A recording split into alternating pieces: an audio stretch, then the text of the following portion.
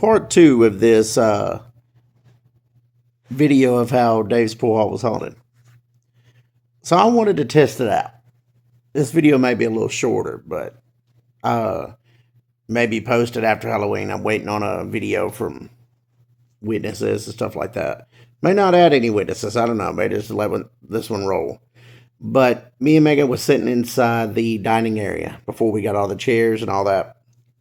And literally, I had set my necklace and my evil eye bracelet on a small ladder. It wasn't a full ladder, maybe a 4-foot, nothing big.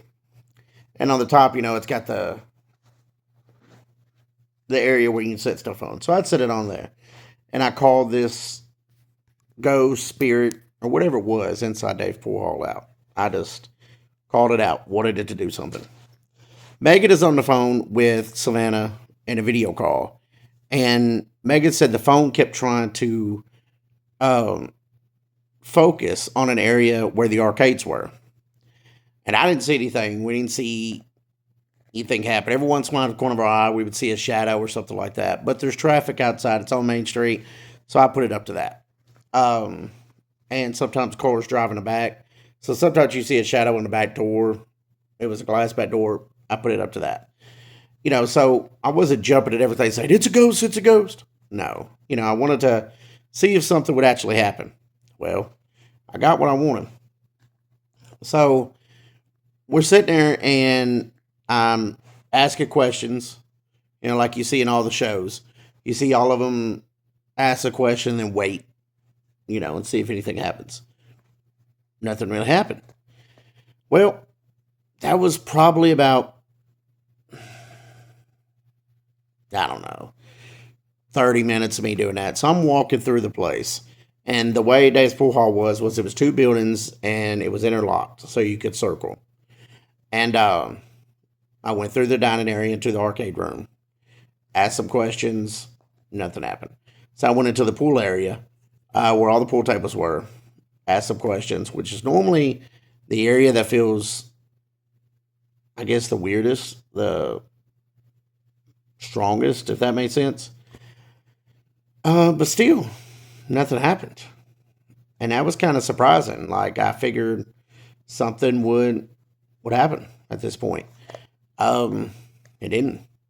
So I waited a little bit more in the pool hall area.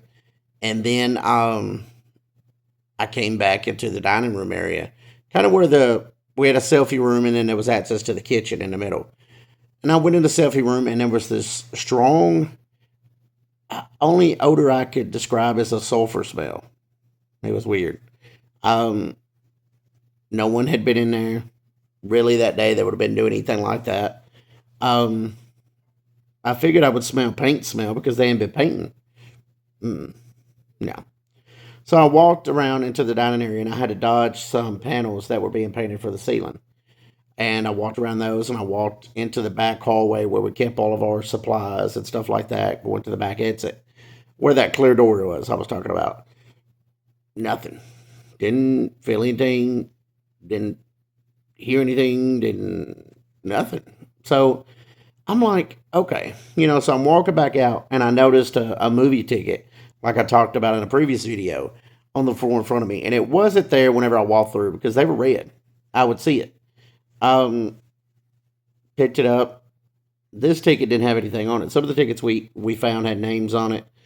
One particular ticket had a relation to me,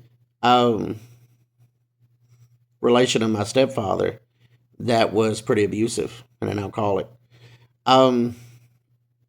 That was strange. That took me back a minute. It kind of set me back and just made me think, and I was a little, I guess, perturbed by it would be a word to use. But anyway, I picked up this random ticket, didn't have a name on it, and I put it down. We had a DJ booth there, and I just laid it down on that, and I went over there, and I talked back with Megan. She's on the phone doing video chat with Savannah. And we're still waiting on stuff to happen. I try to push the door open. I challenge it. We're maybe there for an hour and a half. And nothing really happened. So I did another walk around, this time in reverse. I walked around asking questions, provoking it, challenging it, seeing what could happen. The back area of the pool hall felt pretty strange. It almost felt like, how you walk in a room and everybody just turns and looks at you? And that's what it felt like when I walked in the pool hall that time, in the pool area that time.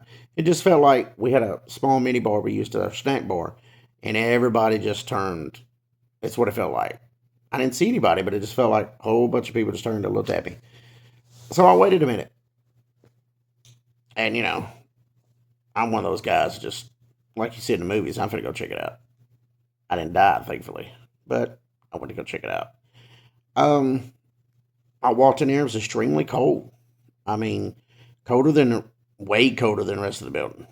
I mean, just eerie cold. I had goosebumps and hair raising, you know. Um, I almost thought I could see my breath for a second, but I couldn't. But it was pretty cold. Um, there was two rooms in the back that we used as storage at the time. Two small rooms. It was pretty cold in there. The one to the left, there was you walk into the back, and there's two rooms to the right and left. The one on the left was pretty intense feeling. You walk in there, and it almost felt like you walk. I don't know how to describe it. Almost like you walk into a thick fog, but you didn't see a fog there. But it's kind of how it felt. Um, the room on the right was still eerie feeling, stuff like that, but nothing too extreme or anything like that. So I walked out, and I still felt like people was watching me as I walk out into the pool room. I go into the middle, and at this time the pool tables aren't even in there.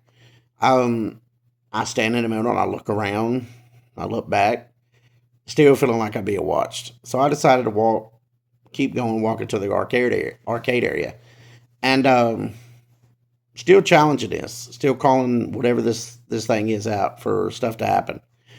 Is it going to happen? You know, I'm asking questions, waiting for a response. Same thing you see on all those ghost, shows and all that. And nothing.